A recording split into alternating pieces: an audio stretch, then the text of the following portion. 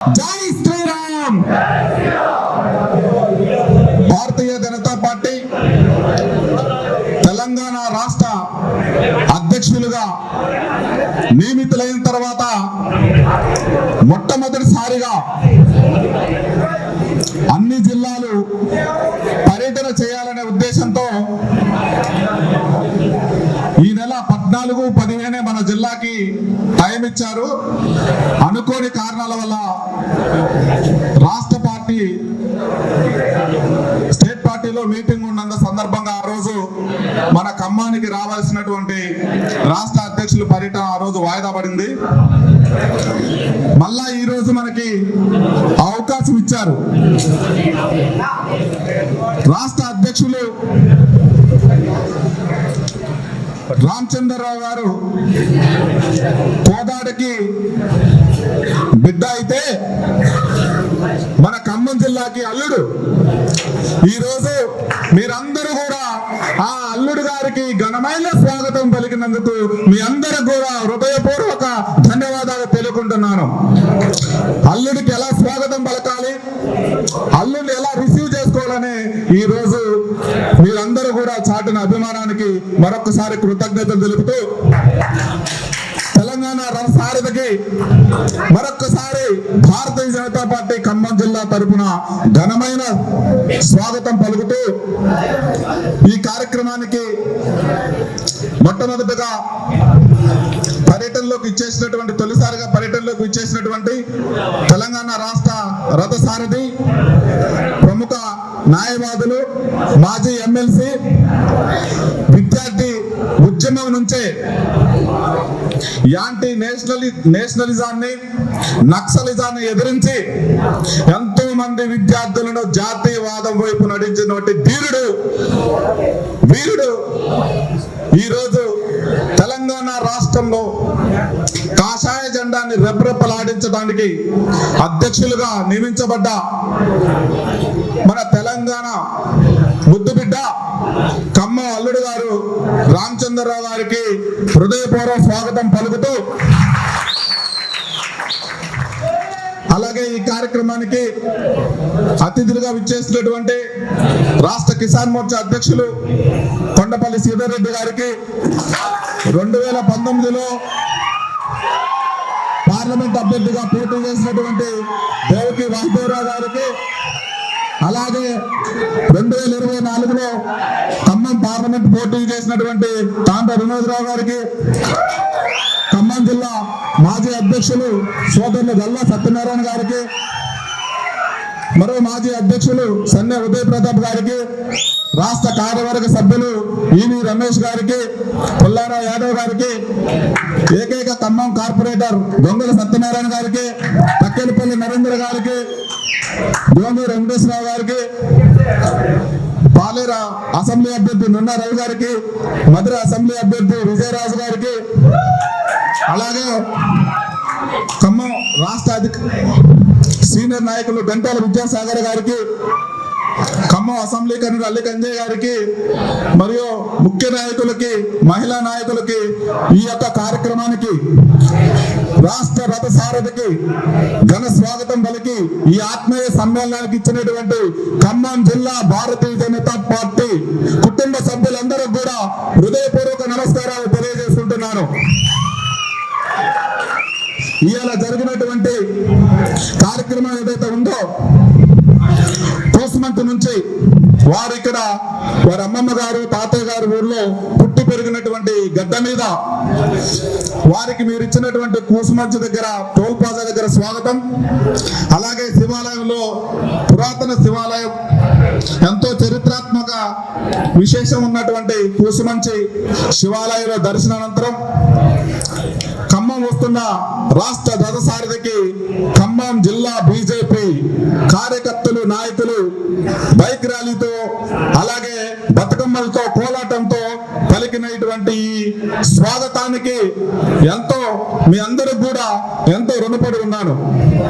దీనికి నిదర్శనం ఏంటంటే ఎక్కడ చూసినా ఖమ్మంలో అడుగడుగున కాషాయమయమైంది. ఇలా ఎన్నడూ లేని విధంగా పుర వీధుల్లో ఖమ్మం జెండా ఎక్కడైనా రెపరెపలాడుతుందంటే మనం అధికార దిశగా ప్రయాణిస్తున్నామని అర్థం. మనందరినీ కూడా ఆత్మీయంగా కలుసుకొని మనందరికీ దిశానిర్దేశం చేయడానికి వచ్చినటువంటి రాష్ట్ర అధ్యక్షులకి వారి యొక్క సూచనలు సలహాలు తీసుకుంటూ రాబోయేటువంటి స్థానిక సంస్థ ఎన్నికల్లో ఎంపీటీసీగా, జడ్పీటీసీలుగా, పంచాయతీ ప్రెసిడెంట్లుగా, వార్డు మెంబర్లుగా ఎన్నిక ఏదైనా కానీ గెలిచేది భారతీయ జనతా పార్టీ అభ్యర్థి అని ఈరోజు సగర్వంగా మీ అందరి ముందు తెలియజేస్తున్నా.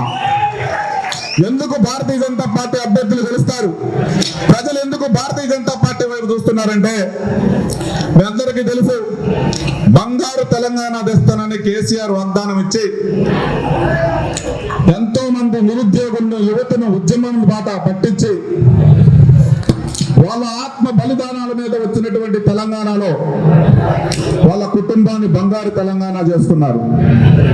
మంత్రులు, ఎమ్మెల్యేలు, వారి బంధువర్గం మొత్తం కూడా కోట్లు కమిషనర్ రూపంలో దోసుకొని వాళ్ళ కుటుంబాలన్నీ బంగారు తెలంగాణ అయ్యాయి. కానీ ఆ రోజు నిరుద్యోగులు ఏ దుస్థితిలో ఉన్నారో ఈ రోజు కూడా అదే దుస్థితిలో నిరుద్యోగులు కానీ, యువత కానీ, రైతులు కానీ, బడుగు బలహీన వర్గాలందరూ కూడా అదే స్థితిలో ఉన్నారు. మారింది వాళ్ళ కుటుంబం తప్ప తెలంగాణ కాదు. వారి మాటలకు మోసపోయాం. రేవంత్ రెడ్డి అనే గుంపు మేస్త్రి వచ్చిండు. నేను 6 గ్యారంటీలు 60 మోసాల పేరున ఒక చిట్టా మన ముందర పెట్టిండు. సరే, వాళ్ళని నమ్మి మోసపోయినాం.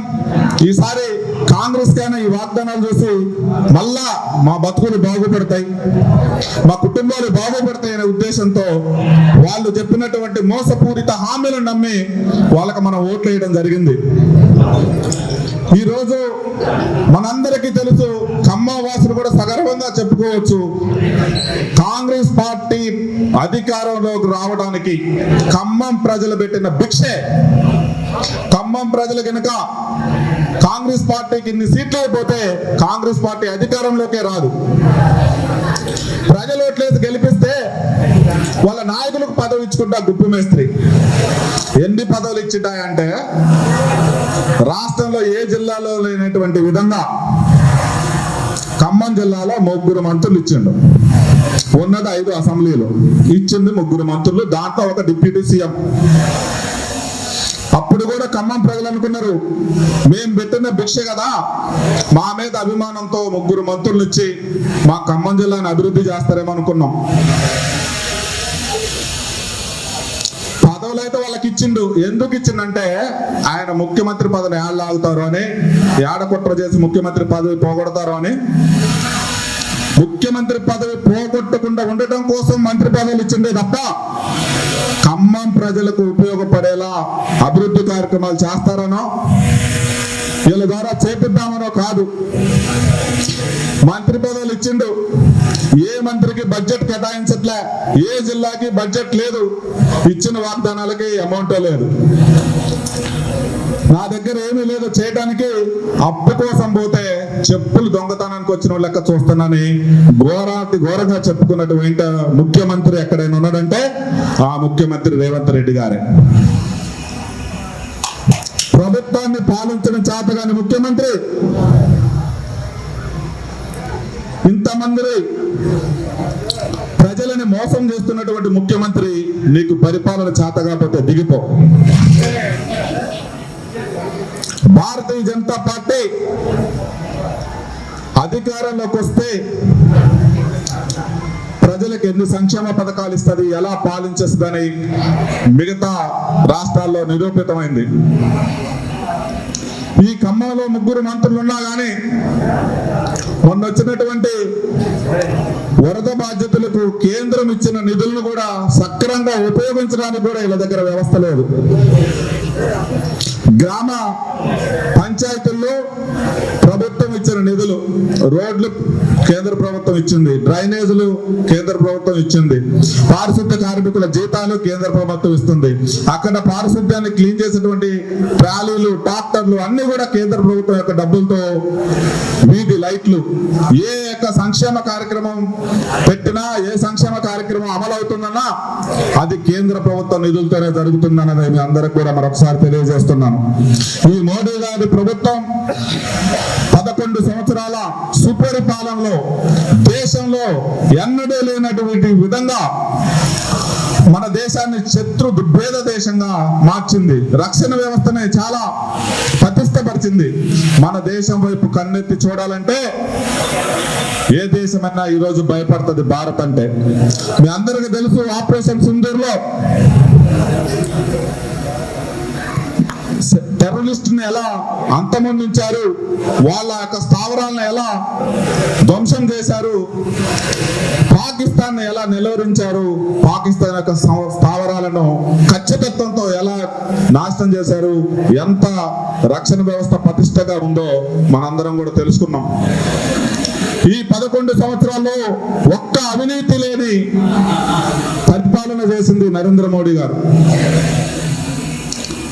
మహిళలకు కానీ, రైతులకు కానీ, బడుగు బలహీన వర్గాలకు కానీ, యువతకు కానీ, విద్యార్థులకు కానీ స్వయం ఉపాధి పేరుతో ముద్రాలోని రూపంలో, విశ్వకర్మ రూపంలో వాళ్ళ కాళ్ళ మీద వాళ్ళు నిలబడటానికి అనేకవంటి సంక్షేమ పథకాలను ప్రవేశపెట్టిన ఘనత కూడా నరేంద్ర మోడీ గారికి దక్కుతుంది.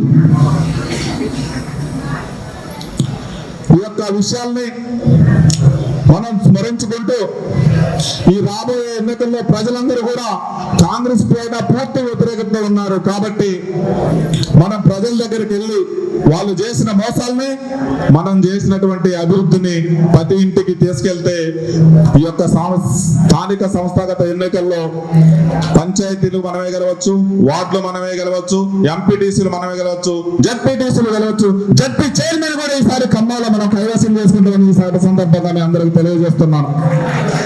అంత ప్రజలు వ్యతిరేకత ఉన్నారు కాంగ్రెస్ కి.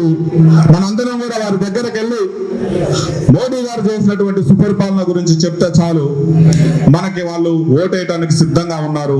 మీరు కూడా నాయకుల నుంచి ప్రజాప్రతినిధులుగా ఎదగడానికి ఇది ఒకటి చక్కటి అవకాశం. కాబట్టి ఇది కార్యకర్తల ఎన్నికలు కాబట్టి రాబోయేది మీరందరూ కూడా మీ విలువైన సమయాన్ని వెచ్చించి ప్రజల యొక్క సమస్యల పైన పోరాడితే ఈసారి ఖమ్మంలో కాషాయ జెండా ఎగరటం ఖాయమని ఈ సందర్భంగా మీ అందరికీ తెలియజేస్తూ ఈ అవకాశం ఇస్తున్న మీ అందరూ కూడా మరొకసారి హృదయపూర్వక ధన్యవాదాలు తెలుపుకుంటూ సెలవు తీసుకుంటాను. భారత్ మాతా కీ, భారత్ మాతా కీ జై హింద్.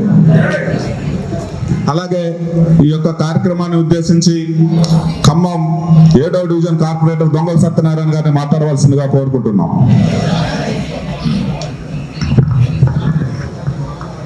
అందరికీ నమస్కారం. ఈ రోజున ఈ సమావేశానికి